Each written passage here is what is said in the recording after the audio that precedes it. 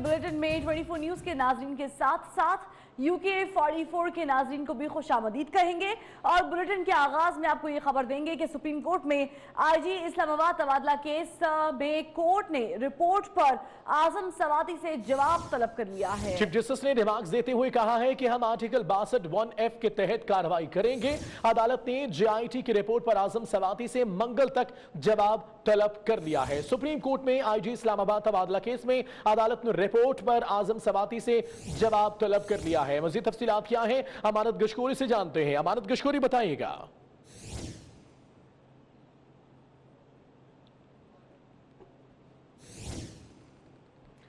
अमानत गशकोरी से भी राब्ता बहाल करने की कोशिश करेंगे। तो ये सादिक और अमीन होने का मामला है, तो 62(f) के तहत अब कार्रवाई होगी और रिपोर्ट तलब कर ली गई है कोर्ट की जानिब से। अदालत ने JIT रिपोर्ट पर आजम सवाती से मंगल तक जवाब भी तलब कर लिया है। आजम सवाती को अब कोर्ट को जवाब देना होगा। सुप्रीम कोर्ट में IG इस्लामाबाद तबादला केस में अदालत ने रिपोर्ट पर आजम सवाती से जवाब तलब कर लिया है। याद रहे कि जवाब ये बनाया गया था कि मिनिस्टर का फोन नहीं सुना और इसलिए जो है वो IG इस्लामाबाद को तब्दील किया जा रहा है, जिस पर बरहमी का इजहार किया कोर्ट ने। बात करेंगे अमानत गशकोरी से। अमानत गशकोरी, अब चेक किया जाएगा कि वजीर आजम सवाती सादिक और अमीन है या नहीं।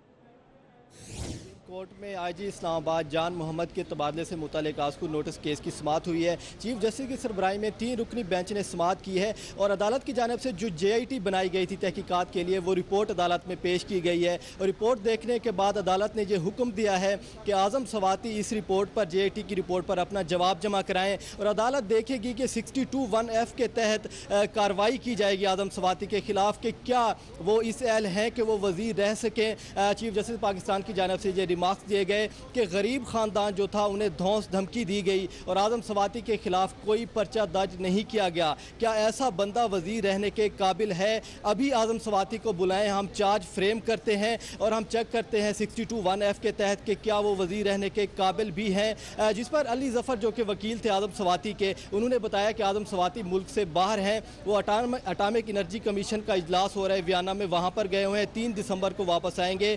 3 दिसंबर तक उन्होंने अदालत से इस्तदा की कि जो समाअत है मुलतवी की जाए। अदालत ने उनकी इस्तदा मुस्तरद कर दी और अदालत ने मंगल तक आजम सवाती को JIT रिपोर्ट पर जवाब जमा कराने का हुक्म दिया है और साथ साथ अदालत ने मुतासरा ख़ानदान जो था वो भी अदालत में पेश हुआ और चीफ जस्टिस पाकिस्तान ने उनसे मुखातिब होकर कहा कि हम आपकी गैरत के लिए लड़ रहे हैं, आप लोग जो हैं सुलह कर ली तो क्या सुलह ये हो सकती है? चीफ जस्टिस पाकिस्तान का कहना था कि हम ये सुलह नहीं होने देंगे, हम कार्रवाई करेंगे। जो ज़्यादती हुई आप लोगों के साथ, आपको जेल भिजवाया गया, उसकी तहकीकात की जाएंगी और जो आजम सवाती के खिलाफ जो कार्रवाई होगी वो अदालत अपने कानून के तहत कार्रवाई करेगी। कानून के तहत कार्रवाई होगी। हमारे साथ ही रहेगा अमानत गशकोरी। एक और अहम खबर से मुतल्लिक आपसे जानेंगे। सुप्रीम कोर्ट ने वफाकी हुकूमत को 17 जनवरी तक सनती कारणों को वर्कर्स वेलफेयर फंड से अदायगियां करने का हुक्म दे दिया है। जस्टिस अजमत सईद ने रिमार्क्स दिए हैं कि हुकूमत वर्कर्स वेलफेयर फंड्स में रकम मुंतकिल क्यों नहीं कर रही और इजहार बरहमी किया है। अमानत गशकोरी, बड़े सख्त रिमार्क्स दिए इस मौके पर और क्या कहा मजीद नाज़रीन को बताइएगा।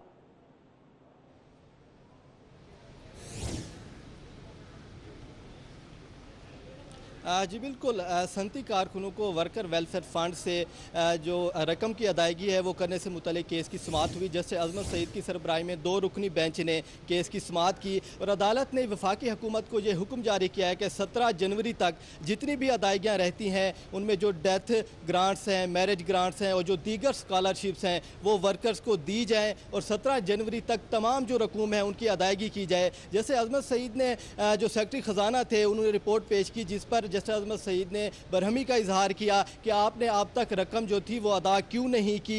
जस्टिस अजमत सईद ने रिमार्क्स में कहा कि जो रकम दी जाती है उस पर जो है गिद्ध बनकर लोग बैठ जाते हैं, ताहम जो मुतासरीन है, जो हकदार हैं, उनको रकम अदा नहीं की जाती। ये रकम जो है वर्कर वेलफेयर फ़ंड की ये जल्द अज जल्द जो है वो उनको अदा की जाए। जो सेक्रेटरी ख़जाना थे उनकी जानिब से अदालत से इस्तदा की गई कि उन्हें मज़ीद वक्त दिया जाए, उन्हें 3 से 4 हफ्ते दिए जाएँ जिनमें जो है वो रकम अदा कर देंगे, ताहम अदालत ने उनकी इस्तदा मुस्तरद कर दी और 17 जनवरी तक अदालत ने जो हुक्म दिया है कि सनती जितने भी कारकुनान हैं उनको वर्कर वेलफेयर फंड से अदायगियाँ की जाए। ठीक है मानत, साथ ही रहेगा। एक और खबर है जिस पर आपसे अपडेट्स लेंगे और नाज़रीन वो खबर ये है कि आशियाना हाउसिंग स्कैंडल के मुल्ज़िमान की जमानत से मुताल्लिक केस में सुप्रीम कोर्ट ने नैब की जानिब से मुल्ज़िमान के खिलाफ सप्लीमेंट्री रेफरेंस दायर करने के लिए 3 हफ्तों की मोहलत की इस्तदा मुस्तरद कर दी है। जी बिल्कुल, इसी पर जानते हैं, अमानत बताएगा इससे मुताल्लिक क्या तफसीलात हैं।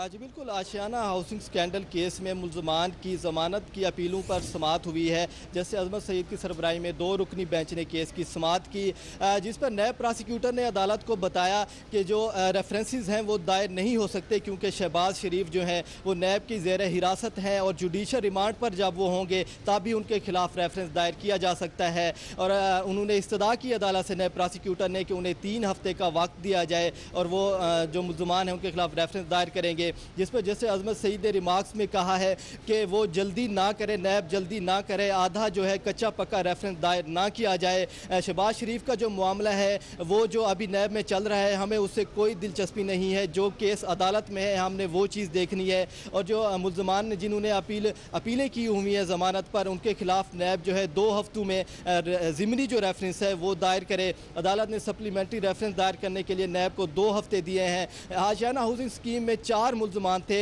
जिनमें से 2 ने ज़मानत कबल गिरफ्तारी जो है उसके लिए अपील दायर की हुई थी, जबकि 2 जो मुल्ज़मान थे उन्होंने ज़मानत बाद गिरफ्तारी के लिए सुप्रीम कोर्ट से रजू किया हुआ था, जिस पर आज सुप्रीम कोर्ट ने 2 हफ्तों का वक्त दिया है कि आशियाना हाउसिंग स्कीम में जितने भी मुल्ज़मान हैं उनके खिलाफ नैब 2 हफ्तों में ज़िमनी रेफरेंस दायर करे। जी ठीक है, हमारे बहुत शुक्रिया तफसीलात के लिए। रेड पर दिए हैं। करतारपुर राहदारी संगे बुनियाद की तकरीब में शिरकत के बाद अमन के दोस्त सिद्धू की आज भारत वापसी है। नवजोत सिंह सिद्धू करतारपुर दरबार पर गए और मजहबी रस्मात की अदायगी की।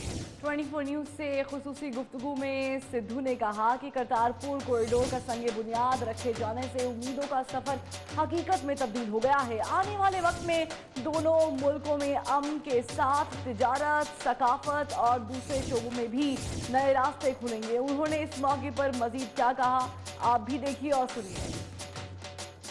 बाबा गुरु नानक के गुरुद्वारे पर मौजूद हूँ। गुज़श्ता रोज़ क्योंकि यहाँ पर राहदारी के हवाले से वज़ीर-ए-आज़म पाकिस्तान इमरान खान साहब आए थे और जो इस कॉरिडोर के जो राहनुमा जो हीरो हैं वो सिद्धू साहब मेरे साथ हैं। क्योंकि कल सिद्धू साहब करतारपुरा में यहाँ पर बाबा जी के दरबार पर जो समाधि पर हाज़िरी नहीं दे सके थे, आज वो स्पेशली गुरुद्वारा पर आए हैं माथा टेकने के लिए। मेरे साथ सिद्धू साहब मौजूद हैं, आए इनसे बात करते हैं। जी सर। एक साहिब हथ वड़ियाइयाँ जिस पावे तिस दे, जिस पे वो नजर इनायत करता है ना वो ज़ीरो हीरो बन जाता है और जिससे मुंह फेरता है तो फिर हीरो ज़ीरो बन जाता है। ये बाबे की नजर इनायत है, उसकी मेहर है कि ये दुश्मनी ढेर है और एक नया आगाज़ हुआ, एक नया चैप्टर खुला, एक नया काली 71 साल की अंधेरी रात के बाद एक सूर्य उदय हुआ है, उजाला हुआ है और उम्मीद, आस, अब विश्वास, ये सब रियलिटी में तब्दील हो गया है, हकीकत में तब्दील हो गया है। और ये हकीकत ऐसी है मेरे दोस्त, मानो पारस ने आपको छू लिया। नाले दा नारोवाल दियां ज़मीनां, नाले इत्थे दे जिहड़े किले किले वाले किसान ने उन्हां दी खुशहाली, नाले उन्हां दियां फसलां जाके वो जिथे वो ब्रसल स्प्राउट ते ब्रोकलियां खांदे आ ना, वो मॉस्को तो अगे जाके विकड़ियां ने। मेरी गल याद रखी। ते बाबे ने जिहड़े द्वार खोले आ ना, एक द्वार नहीं है, ये एक द्वार 'च हज़ारां द्वार ने। हज़ारां द्वार का मेरा मतलब है ट्रेड, तिजारत, पीपल टू पीपल कॉन्टैक्ट, संबंध सुधरने, रिलेशन बेहतर होने। ये जहर जिथे मावां ने अपने पुत खोए, बाबा जी ने कहा सी कि सब तो बड़ा बोझ है बाप दे कनेड़े दे उत्ते पुत्र दा जनाजा। ये बहुत हो गया, ये सब कुछ मुकना है क्योंकि बाबे दा दरवाजा खुल गया। ते बाबे दा एक दरवाजा लखां करोड़ां दरवाजे वर्गा है, यानी किन्ने दरवाजे अगे खोलने हैं, ये तुहाडी सोच तो परे है। बंदा कई बार छप्पड़ दियां गल्लां करदा, खूहां दियां गल्लां करदा, मैं समुंदर दियां गल्लां करदा जिहदी कोई सीमा नहीं हुंदी।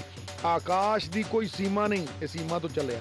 आकाश दी कोई सीमा नहीं, पृथ्वी दा कोई तोल नहीं, साधु दी कोई जात नहीं, ते पारस ते बाबे नानक दा कोई तोल नहीं, कोई मोल नहीं। हाँ जी बिल्कुल जी, जैसा कि आपने सिद्धू साहब की बात सुनी, उन्होंने कहा कि ये जो दोनों मुल्कों में जो पुल का काम, राहदारी का काम है, ये इंशाल्लाह ताला जो है ये एक मोहब्बत का जो है पैगाम होगा और दोनों मुल्कों में इंशाल्लाह ताला जो है वो तरक्की आएगी और इंशाल्लाह ताला नारोवाल भी तरक्की करेगा जी। ठीक है, बहुत शुक्रिया। और करतारपुरम राहदारी खुलने से साबिक भारतीय क्रिकेटर और सियासतदान नवजोत सिंह सिद्धू दुनिया भर के 12 करोड़ खुसूसन भारत के 2.5 करोड़ सिखों के हीरो बन चुके हैं। सिद्धू भारतीय पंजाब के आइंदा वजीर आला बन सकते हैं। भारतीय सियासतदान और साबिक खिलाड़ी नवजोत सिंह सिद्धू दुनिया भर के नानक नाम लेवाओं के हीरो बन गए हैं। अगरचे भारतीय इंतहा पसंदों और मीडिया सिद्धू के खिलाफ प्रोपेगेंडा कर रहा है, मगर करतारपुर राहदारी का संगे बुनियाद रखे जाने से भारत में रहने वाले सिखों में सिद्धू का मकाम बहुत बढ़ गया है। राहदारी खुलने से सिद्धू को सियासत में बहुत फायदा होगा। वो बड़ी आसानी से भारतीय पंजाब के वजीर आला बन सकते हैं। सिद्धू इस वक्त कांग्रेस के टिकट पर MLA और भारतीय पंजाब में वजीर सिकाफत और सयाहत हैं। सिद्धू के वजीर आला बनने से भारतीय पंजाब में कांग्रेस की वापसी भी हो सकती है। भारतीय पंजाब की 77% आबादी सिखों पर मुश्तमिल है। और ये भी आपको बताएं, साबिक भारतीय क्रिकेटर और सियासतदान नवजोत सिंह सिद्धू का पाकिस्तान आना और पाकिस्तान की तारीफें करना कुछ भारतीयों को बिल्कुल पसंद नहीं आ रहा और कुछ भारतीय सिद्धू की तारीफें भी कर रहे हैं। सोशल मीडिया पर सिद्धू फेल्स इंडिया का ट्रेंड चल रहा है। एक भारतीय शहरी ने लिखा कि सिद्धू, आपने मुल्क को और उन लोगों को शदीद तौर पर मायूस किया है जिन्होंने आपको वोट दिया था। आपने अपने मतदाताओं को भी नाराज किया है, लिहाजा वापस भारत नहीं आइएगा। एक और शहरी ने कहा कि सिद्धू सिर्फ मीडिया और खबरों में रहना चाहता है। विफाकी काबीना का इजलास वजीर आजम पाकिस्तान इमरान खान की जेरे सदारत इस वक्त जारी है। इजलास में 100 रोजा कारकर्दगी का जायजा लिया जा रहा है। जराये के मुताबिक काबीना अरकान को दिए गए अहदाफ पर भी गौर हो रहा है। गिलगित बल्तिस्तान को अबूरी सूबे का दर्जा देने के लिए समरी भी पेश की गई है। इसी पर बात करेंगे, अपने नुमाइंदे बशीर चौधरी हमारे साथ होंगे। बशीर, बताएगा अहवाल इजलास का।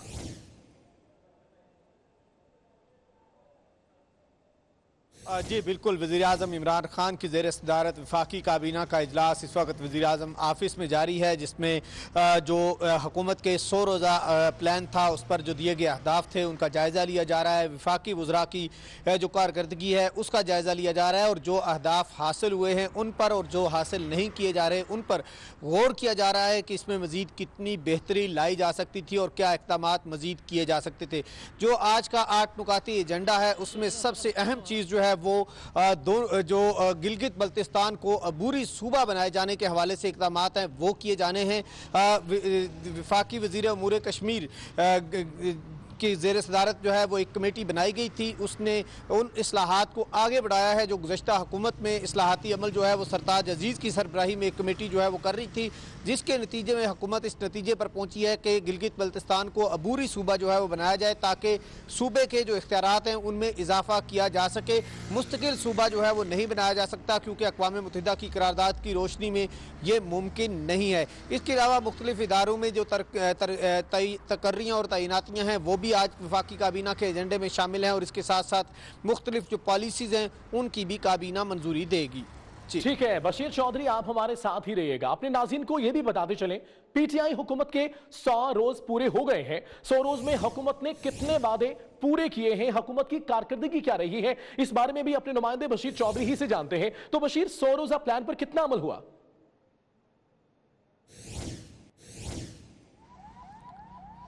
जी बिल्कुल, वफाकी हुकूमत के जो है वो 100 रोज़ मुकम्मल हो गए हैं। अगरचे किसी भी सियासी जमात की कारकर्दगी जांचने के लिए 100 रोज़ काफ़ी नहीं होते, लेकिन तहरीक इंसाफ ने अपने लिए ये पैमाना खुद सेट किया और आज इस हवाले से एक तकरीब भी मुनक्किद हो रही है जिसमें तमाम जो हुकूमत की मजमूई कारकर्दगी है उस पर वज़ीर आज़म इमरान खान कौम को इत्माद में लेंगे।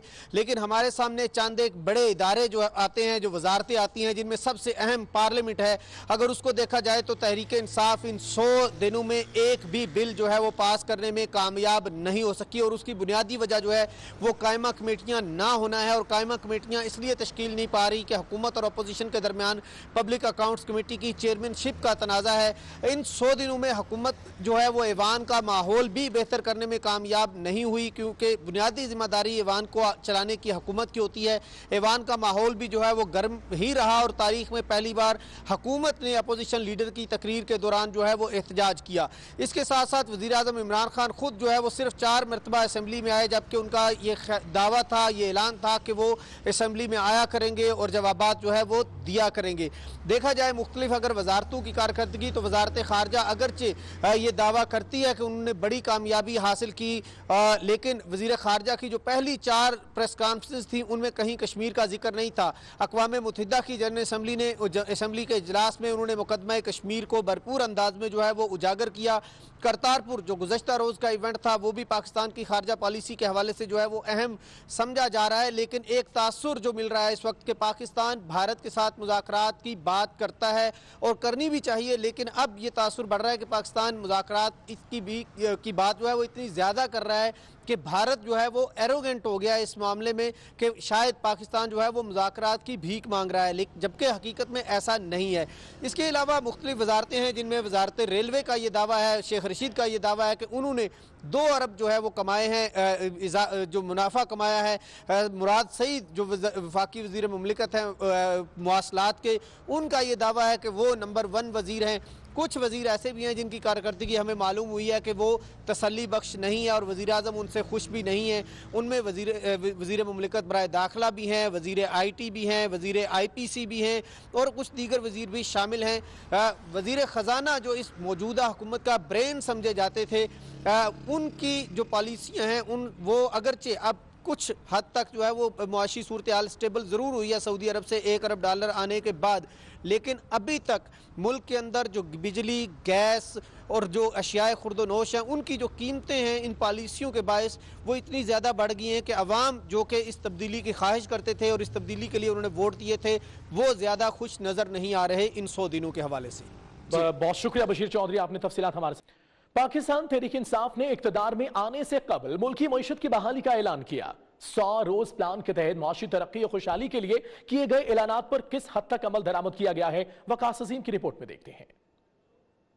आज़म इमरान खान ने हुकूमत में आते ही मईशत की बहाली का ऐलान किया, लेकिन इब्तदाई 100 दिनों में अवाम पर महंगाई का बोझ लाद दिया गया। अगर नई हुकूमत के इन 100 दिनों पर नजर डालें तो महंगाई 5% से बढ़कर 7% तक पहुँच गई। डॉलर 124 रुपए से बढ़कर 135 रुपए तक चला गया। मिनी बजट के जरिए 100 अरब रुपए के टैक्सेस लगा दिए गए। बिजली की कीमत में 2 रुपए फी यूनिट तक का इजाफा किया जा चुका है और गैस की कीमत में भी 150% तक इजाफा किया जा चुका है। उन्होंने 100 रोजा प्रोग्राम दिया था, वो असल में 100 रोजा प्रोग्राम नहीं था, वो तो असल में 5 साल का प्रोग्राम था। जून लीग का आखिरी महीना था मई का, उसके अंदर 4.5% महंगाई हुई थी।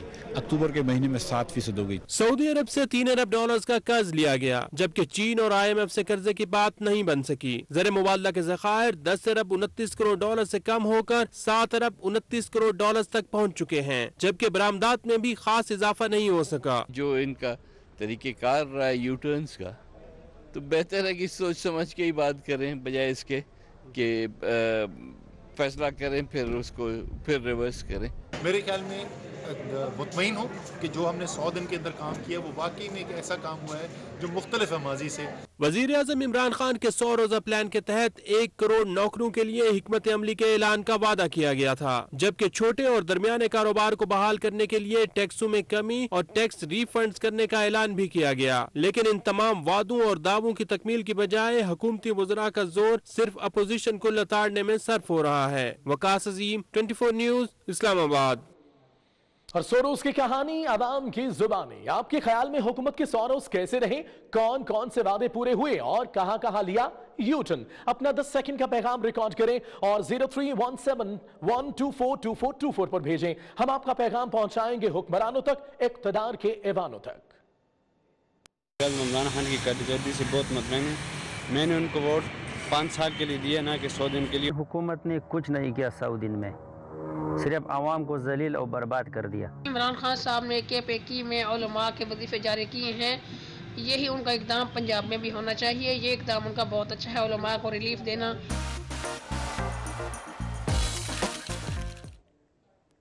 और आइडियाज़ 2018 की बात करते हैं, जहां पर नौजवानों की एक बड़ी तादाद कमांडोज के स्टॉल पर मौजूद है और यहां पर जदीद असले से लेस कमांडोज मौजूद हैं। इस स्टॉल का अहवाल दिखा रहे हैं हमारे नुमाइंदे महमूद रियाज। महमूद रियाज, बताइएगा नौजवान क्या कहते हैं इस हवाले से? नौजवान के स्नाइपर पिस्टल को चलाने और इस्तेमाल करने का दिल में एक बड़ा शौक होता है, लेकिन ये पिस्टल जब पाकिस्तान आर्मी के जवानों के हाथ में होता है तो ये सिर्फ दहशत गर्दों से और मुल्क दुश्मन अनासर से निपटने के लिए काम आता है। इस वक्त नौजवानों का सबसे ज्यादा रश जो है वो लाइट कमांडो बटालियन की तरफ है। ये पाकिस्तान आर्मी के वो जवान हैं जो कि हालत जंग में और अमन में दहशत गर्दी से निपटने के लिए फुल ड्रेस के अंदर जो है वो मलबूस है। इनके पास राइफल्स भी हैं, इनके पास स्नाइपर राइफल्स हैं, हेड हैं, और यहाँ पर नौजवानों की एक बड़ी तादाद है। अगर हम दिखाएं आपको अंदर आकर तो यहाँ पर जो है वो बहुत सारी चीजें हैं कि जो कि लोगों के लिए, ये देखें नौजवान ने गन उठाई हुई है, अपना शौक जो है वो पूरा कर रहा है। तमाम चीजें जो है ये पाकिस्तान की बनी हुई है। इसके बाद अगर हम दिखाएं तो आम हालात होते हैं तो ये चीज होती है कि जो हजूम को मुंतशिर करने के लिए काम होता है, और यहाँ पर इस तरह इससे चीजें हैं। ये एक पूरी किट है कि जिसके अंदर ये यकीनन ये पिस्टल तो होता है। अगर हम अपने नाजरीन को दिखाएं, खंजर जिनको कहते हैं ये भी मौजूद हैं, और ये बैनोकुलर्स हैं कि जो कि देखने के लिए काम आती हैं। उसके अलावा अगर हम ये दिखाएं तो ये राइफल्स हैं, और यहाँ पर जिस तरीके से असला है और हम नौजवानों को जिस तरीके से देख रहे हैं कि इनमें बहुत ज्यादा जोश व खरोश है। इस राइफल को क्या कहते हैं? Light machine gun. ये लाइट मशीन गन है। ये तमाम वो है कि जरूरी नहीं कि जिस वक्त जंग हो रही हो उसी वक्त काम आए, ये आगे भी है। और यहाँ पर जो है अगर हम देखें तो नौजवान जो हैं वो सबसे ज्यादा जो है, अगर ये देखें स्क्रीन पे इस किस्म के जो भी मिशन होते हैं ये भी दिखाया जा रहा है। और अगर हम यहाँ पर कैमरा अगर हमें दिखाए तो ये वो स्टॉल है जो कि लाइट कमांडो बटालियन का स्टॉल है। यहाँ पर नौजवानों की सबसे ज्यादा है, और वो असला जो कि पाकिस्तान आर्मी के जेर इस्तेमाल होता है उसे न सिर्फ हाथ में ले रहे हैं बल्कि उसे चला रहे हैं। और यहाँ पे पाक आर्मी के जवान हैं, वो नौजवानों के उन्होंने बिल्कुल उनके लिए कि वो जिन चीजों को टीवी पे देखते हैं या पाकिस्तान की बनी हुई, इससे सिर्फ और सिर्फ पाकिस्तान आर्मी के साथ नौजवानों की मोहब्बत का जो रिश्ता है वो मजीद। बहुत शुक्रिया आपका। और नाज़रीन, कोहिस्तान में मशहूर जमाना वीडियो स्कैंडल में मुलव्वस 4 मुल्जिमान को गिरफ्तार कर लिया गया है। यह हम पेशरफ्त सामने आई है। गिरफ्तार मुल्जिमान मुबैना तौर पर कत्ल कर दी जाने वाली लड़कियों के करीबी अजीज हैं। 2012 में वायरल होने वाली वीडियो में 2 भाइयों को रक्स करते और 5 लड़कियों को ताली बजाते हुए देखा गया था, जिसके बाद कबीले के लोगों ने जो है इन तमाम तर अफराद को कत्ल कर दिया था। बात करेंगे सफदर अली शाह से। सफदर बताएगा, ये बड़ी अहम पेशरफ्त सामने आई है। जी बिल्कुल, ये कोहिस्तान पैलेस का ये वाक़या है। 2012 में एक वीडियो वायरल हुई थी जिसमें 4 जो खवातीन जो हैं वो तालियां बजा रही थी और 2 लड़के जो हैं वो उस पर डांस कर रहे थे। तो इसके ये वीडियो वायरल होने के बाद जो इलाका के जो लोग थे उन्होंने इनको जो है बेदर्दी के साथ जो है कत्ल कर दिया था। आज 6 साल गुजरने के बाद आज जो है मुल्ज़मान जो है वो गिरफ्तार हुए हैं और इनको जो है 8 रोज़ा जो है जिस्मानी रिमांड पर जो है पुलिस के हवाले कर दिया है। इसमें मैं आपको बताता चलूँ कि ये वीडियो में जो है जो 4 लड़कियां नजर आ रही हैं, इनके 3 भाइयों को भी जो है वो कत्ल कर दिया है। ठीक सफदर, बहुत शुक्रिया आपका। सिंध हाई कोर्ट ने लापता अफराद की बाजियाबी के मामले पर खैबर पख्तूनख्वा के हिरासती मराकज में छानबीन का हुक्म दे दिया है। अदालत ने सिंध पुलिस को लापता अफराद के मामले पर खैबर पख्तूनख्वा हुकूमत से भी मदद लेने की हिदायत कर दी है। तफसीलात जानते हैं अपने नुमाइंदे जफरुल्लाह सुमरो से। जफरुल्लाह सुमरो बताएगा क्या हिदायत की गई है और कब तक अमल दरामद करने का कहा गया है। जी बिल्कुल, आज सिंध हाई कोर्ट में लापता अफराद की बाजियाबी से मुतल्लिक दरख्वास्तों पर समाअत हुई, जिसमें जस्टिस नेमतुल्लाह फुलपोटो ने ये रिमार्क्स दिए कि सिंध से अलावा जो दीगर सूबे हैं जिसमें खैबर पख्तूनख्वा है उसमें जो हरासती जो सेंटर बने हुए हैं जहाँ पर लोगों को रखा जाता है, उस हवाले से उसने बोला कि वो हरासती सेंटर के जो रिकॉर्ड है उसको भी तलब किया है। नेमतुल्लाह फुलपोटो ने ये रिमार्क्स दिए कि लापता अफराद के अहले खाना रोज़ यहाँ अदालत में आते हैं और यहाँ पर रोज़ अपने बयान बताते हैं और वो रोते रहते हैं। उनका आखिर को क्या होगा, पुलिस हवाले से लापरवाही कर रही है, इस हवाले से पुलिस को काम करना चाहिए। उस हवाले से अदालत ने पुलिस हुकाम और जो दीगर कानून नाफिज करने वाले इदारे हैं उनसे आइंदा समाअत पर पेशरफ्त रिपोर्ट भी तलब कर ली है। जफरुल्लाह, बहुत शुक्रिया आपका। दूसरी जानिब अजीजिया रेफरेंस में नैब प्रोसिक्यूटर ने हतमी दलाइल का आगाज कर दिया है। प्रोसिक्यूटर नैब कहते हैं कि ये आम केस नहीं है, वाइट कॉलर क्राइम केस है। ये केस बेनिफिशियल ऑनर और बेनामीदार से मुतल्लिक है। ये केस इस बंदे के खिलाफ है जो 3 मरतबा मुल्क का वजीर आजम, 2 मरतबा वजीर आला रहा। हिल मेटल का 97% मुनाफा पाकिस्तान भिजवाया गया। आज की कार्रवाई के बारे में जानते हैं एहतशाम कियानी से। जी एहतशाम। एहतशाम के आने से भी बात करते हैं। आपको बताया अजीजिया रेफरेंस में नैब प्रोसिक्यूटर ने हतमी दलाइल का आगाज कर दिया है। प्रोसिक्यूटर नैब कहते हैं ये आम केस नहीं, व्हाइट कॉलर क्राइम केस है और ये केस बेनिफिशियल ऑनर और बेनामी दार से मुतल्लिक है। ये केस उस बंदे का केस है जो 3 मरतबा मुल्क का वजीर आजम रहा और 2 मरतबा वजीर आला भी रहा।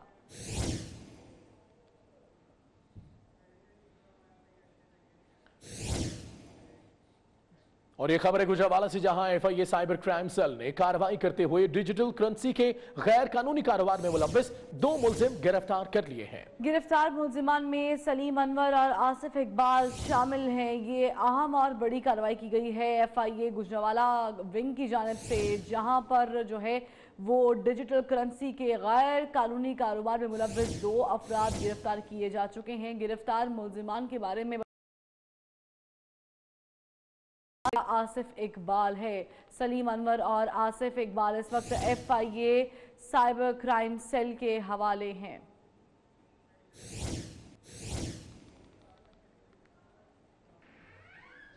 और खुशाब के नवाही इलाके जलालपुर सैयदा के 70 साल अब्बास को बुजुर्गी में शादी रास नहीं आई। मज़ीद तफसीलात क्या हैं जानेंगे बशीर मलिक से। बशीर, क्या मामला है ये?